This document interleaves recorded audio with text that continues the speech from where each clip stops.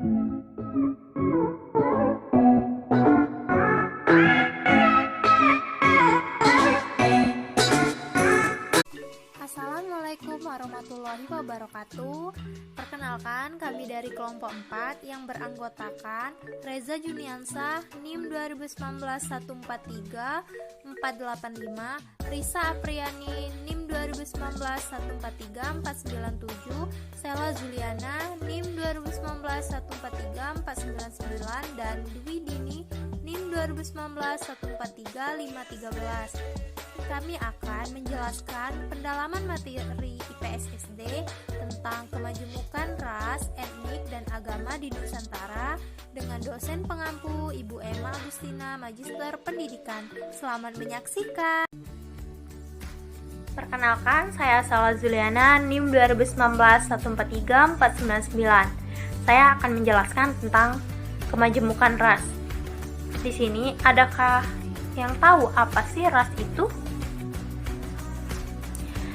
Baiklah, kata ras berasal dari bahasa Perancis dan Italia, yaitu raza. Pertama kali, istilah ini dikemukakan oleh Francois Barnier, antropologi asal Perancis, untuk mengemukakan gagasan tentang pembedaan manusia berdasarkan kategori atau karakteristik warna kulit dan bentuk wajah. Nah, berdasarkan karakteristik biologis, pada umumnya manusia dikelompokkan dalam beragam macam ras. Manusia dibedakan menurut bentuk wajah, rambut, tinggi badan, warna kulit, mata, hidung, karakter, dan karakteristik fisik lainnya. Jadi, pengertian ras itu sendiri adalah perbedaan antara manusia menurut atau berdasarkan ciri fisik biologis.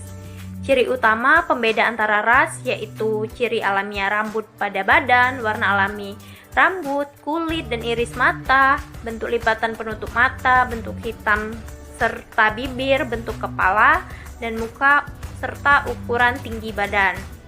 Nah, lanjut.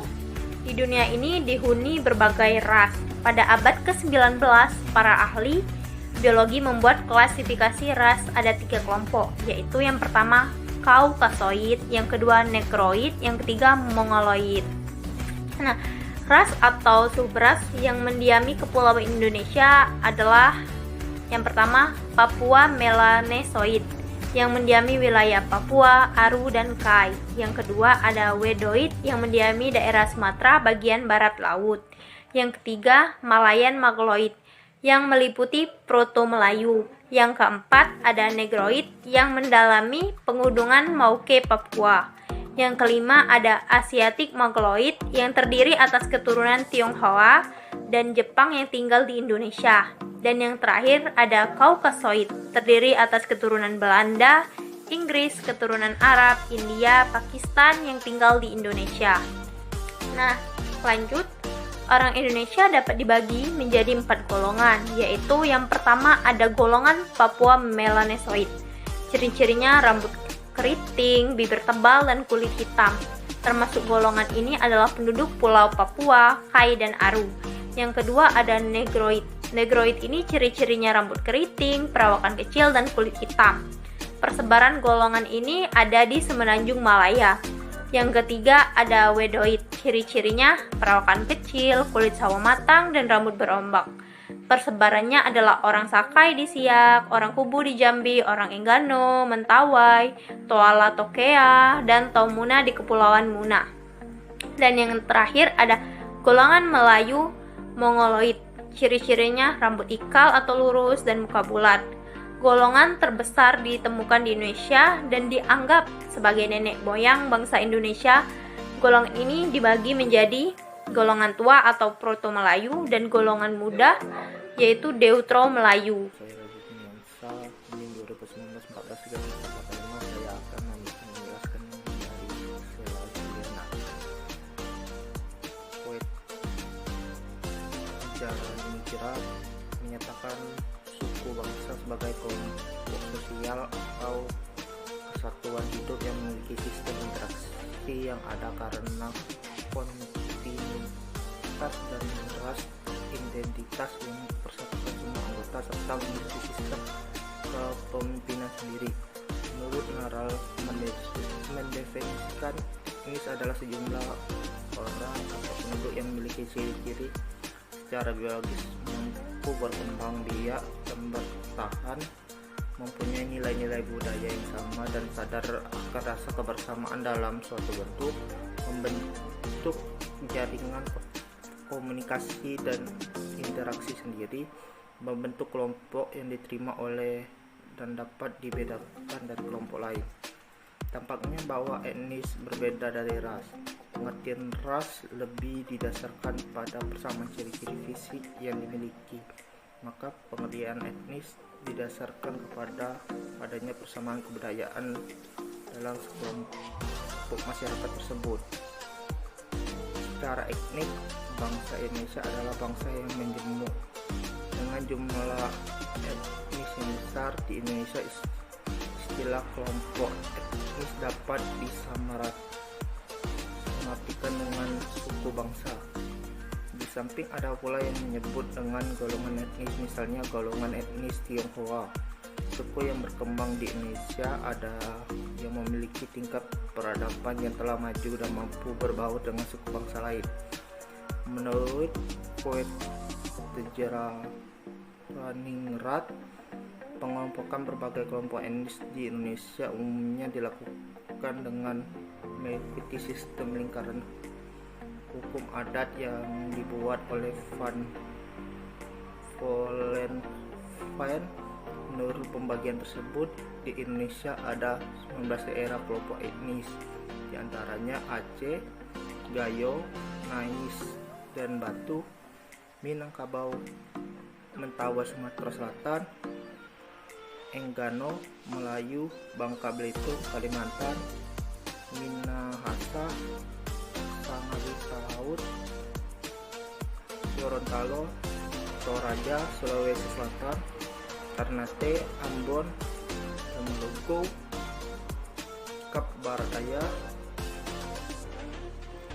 Irian Timur, Bali, Lombok, dan Jatim, Sumatera, dan Yogyakarta, Jawa Barat. Saya Suryani, NIM 2019-14-3497 akan menjelaskan tentang kemajemukan agama. Masyarakat Indonesia merupakan masyarakat religius atau agamis. Kesetiaan dan kepatuhan nilai hidup religius atau keagamaan menjadi jiwa atau semangat dasar sumber inspirasi, motivasi, dan tonggak pedoman. Arah bagi manusia dalam menentukan dan mengambil sikap yang tepat dan benar terhadap setiap perkembangan dan kemajuan yang ada. Agama-agama di Indonesia melalui doktrin-doktrin imannya mengajarkan bahwa dalam hubungan dengan sesama, manusia senantiasa berusaha menciptakan sebuah relasi sosial yang harmonis dan human. Manusia menjadi sesama bagi orang lain, yang ditunjukkan lewat sikap saling menghormati dan menghargai, saling membantu dan melayani, serta saling mencintai. Bangsa Indonesia percaya dan takwa kepada Tuhan Yang Maha Esa, sesuai dengan agama dan kepercayaannya. Agama yang berkembang yaitu Islam, Kristen, Katolik, Buddha, dan Konghucu. Masyarakat dan negara diharapkan tetap membina penghayatan kepercayaan kepada Tuhan Yang Maha Esa agar, pertama, tidak mengarah pembentukan agama baru. Kedua, mengeksekusikan pengambilan langkah yang perlu agar pelaksanaan kepercayaan terhadap Tuhan Yang Maha Esa menganut dasar kemanusiaan yang adil dan beradab. Dan yang ketiga, dapat melaksanakan pembangunan bersama warga masyarakat lainnya.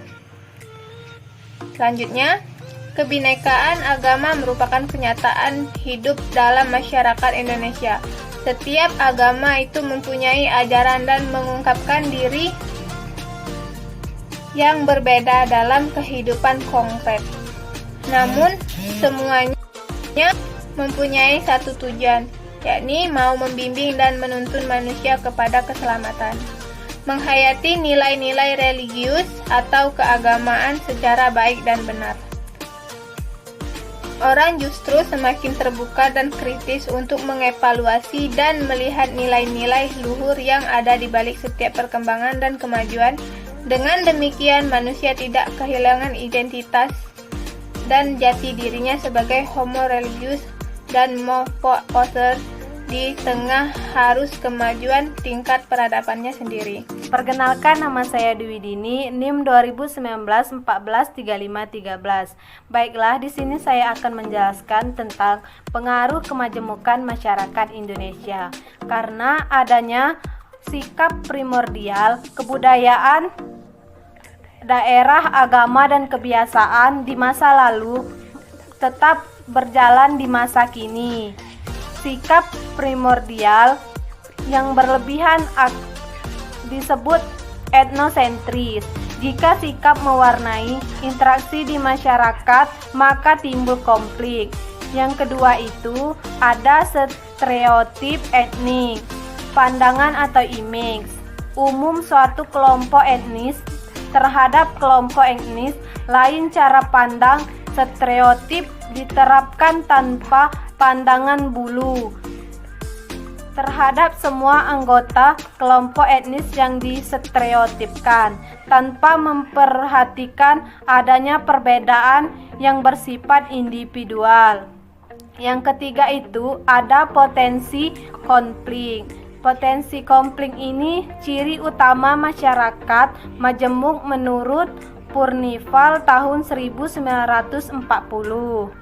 Kehidupan masyarakatnya berkelompok-kelompok yang berdampingan secara fisik, tetapi mereka terpisahkan oleh perbedaan identitas sosial yang melekat pada diri mereka.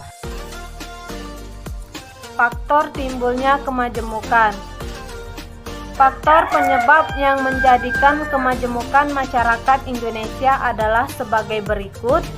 Nasikun tahun 1985, halaman 38 sampai dengan 44. Yang pertama itu keadaan geografi Indonesia, yang merupakan wilayah kepulauan yang terdiri dari 5 pulau besar dan lebih dari 13.000 pulau kecil, sehingga hal tersebut menyebabkan penduduk yang menempati satu pulau atau sebagian dari satu pulau tumbuh menjadi kesatuan suku bangsa, di mana setiap suku bangsa memandang dirinya sebagai suku jenis tersendiri. Yang kedua itu ada letak Indonesia di antara Samudra Indonesia dan Samudra Pasifik, serta di antara benua Asia dan benua Australia.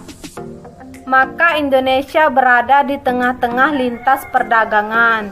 Yang ketiga itu ada iklim yang berbeda, serta struktur tanah di berbagai daerah kepulauan Nusantara ini merupakan faktor yang menjadikan kemajemukan regional. Dan yang keempat, masyarakat majemuk biasanya tersegmentasi ke dalam kelompok yang mempunyai sub kebudayaan yang saling berbeda. Nah, dari penjelasan kami tadi, kami mengambil sumber dari Google. Yang pertama dari Pranasanti 54 Blogspot, yang kedua dari Sriwildaningsi Blogspot, dan yang ketiga ada dari Pasang Cerita Blogspot. Itulah materi dari kami tentang kemajemukan ras, etnik, dan agama di Indonesia. Apabila ada kesalahan dalam penyampaian materi dan kekurangan, kami mohon maaf. Kepada Allah kami mohon ampun. Dan kami akhiri. Wassalamualaikum warahmatullahi wabarakatuh.